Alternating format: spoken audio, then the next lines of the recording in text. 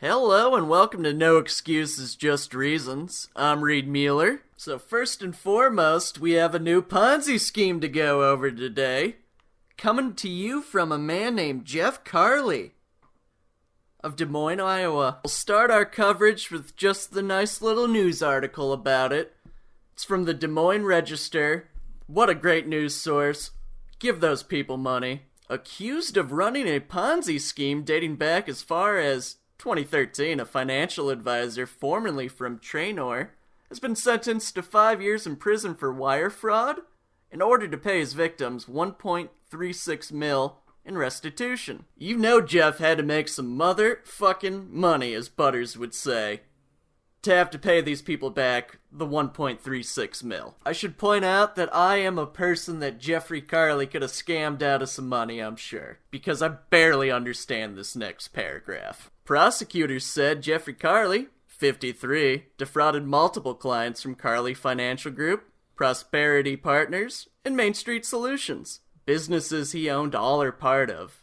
He did so by funneling money to his personal businesses through directing clients to move away from traditional individual retirement accounts to, quote, self-directed IRAs, end quote, ultimately costing clients around $109,000. $109,000? That's all this fucker made off them? Boy, do I need to read further down in the articles before digging into this. Anyway, moving on. The sentencing judge, however, ordered Carley to pay a much higher amount of restitution, $1.3 million. One of the many reasons I didn't become a lawyer, or a doctor/pharmacist for that matters. There's just too many damn syllables in some of these words. My brain just shuts off. So this is the U.S. attorney talking shit now. His name's Richard E. Rothrock? One of the two. The defendant has destroyed the savings of people that trusted him, and there is no way to quantify the damage the defendant did to the emotional security of those he stole from.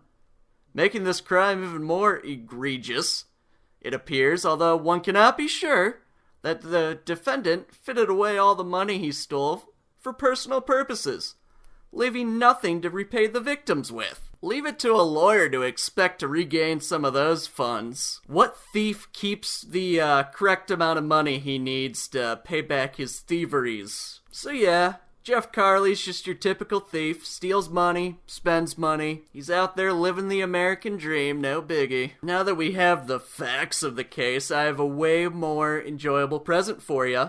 Jeff Carley still has his Twitter account activated, and based on his prior history on the site, I'm gonna assume most of this money went to QAnon or Donald Trump. Do you want some Jeff Carley knowledge? 'Cause I got one for you. Jeff Carley says, you become what you think about all day. It was true for Jeff. He thought of being a fraudster, and then he committed fraud. On April 21st, 2021, Jeff Carley retweeted a Scott Baio tweet asking us to like and share if you respect our Vietnam veterans. So thus far, we have steal money from people and respect the troops. That's American as fuck. Next, it looks like Jeff Carley's trying to develop the youth basketball talent in the area. Players, when you catch, pass fake, shot fake, foot fake, get your defender moving and off balance right away. Jeff Carley knows ball, baby. There are 1,719 tweets we could go through, but my next favorite one, rules for business success from a Ponzi schemer. Pick partners with high intelligence, energy, and, above all, integrity. If all your business partners are good people, it just makes it that much easier to steal. Don't partner with cynics, pessimists, or egotists. You won't get rich renting out time. You must own equity. Learn to sell, learn to build. If you can do both, you'll succeed. What I love about Ponzi schemes is they're always stealing money from rich people who tell everyone else to fucking figure it out. And then before you know it, they're moving into the downstairs duplex. January 22nd, 2001, Jeff wants you to give the first hour of your day to your own projects and or business. Write, think, dream, etc.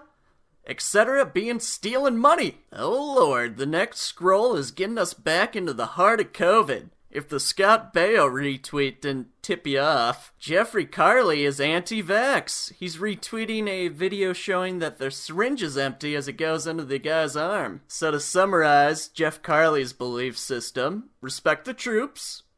Anytime you get the ball in the hardwood, you better be faking with your body, your hips, your eyes, the ball. But if that goddamn government tries to make you take a shot of vaccine, they're evil, and you should stand up against it. So Jeff, and a large portion of America, you're demanding that I love and trust and endear and support the troops of this country who get their requests from the government, but once the government starts doing anything, it's a conspiracy. People understand that the government gives the orders to the troops, right? Is NFL fucking explaining that for people? Respect the troops, the government's evil! Biden is a Nazi, but his soldiers are great! Sheep and lion reference. Yes, it's true, when I read the book Hatchet, I do have to walk away in frustration every 5 minutes. What the fuck is a boysenberry? The Jeff Carley tweet I would like to end this on. Winners don't run from pain. They pursue it. I hope Mr. Carley lives up to that tweet because he's about to experience some shit in prison, I'm sure. But with the right mindset, Jeff, it'll only make you better. A better thief? A better husband? And hell, maybe your pump fake's even gonna improve in there. Alright, I can't stop scrolling. The next Jeff Carley tweet. You will have an impact in the life of every single person you meet. You choose whether it's positive or negative. Remember that. You know Jeff was just smiling ear to ear in front of the people he was stealing from. Just the most charming asshole. Next up is an R.I.P. Kobe. You can always take a little something from everybody. No one's purely bad. More people died from suicide than COVID in the month of August. And no one gives a fuck about mental health or talks about it. It's easy to be nice to someone. Today makes someone's day better. Mental health? COVID? Who's looking out for the people you're robbing, Jeff? Not you, you're spending all the money. At least no excuses, just reasons. Joel Osteen gives people a little faith, a little bit of hope. That looks to be just about all that the well had for us in Jeff Carley's case. He really should just take the Ponzi scheme to the prison. I don't know if I need to get him in touch with Pretty Boy Floyd down in Mississippi, or get Pretty Boy Floyd in touch with Jeff Carley to improve his financial profile. The FBI is going to be keeping an eye on Jeff from here on out, so from here, everything's going to be on the up and up, I'm sure.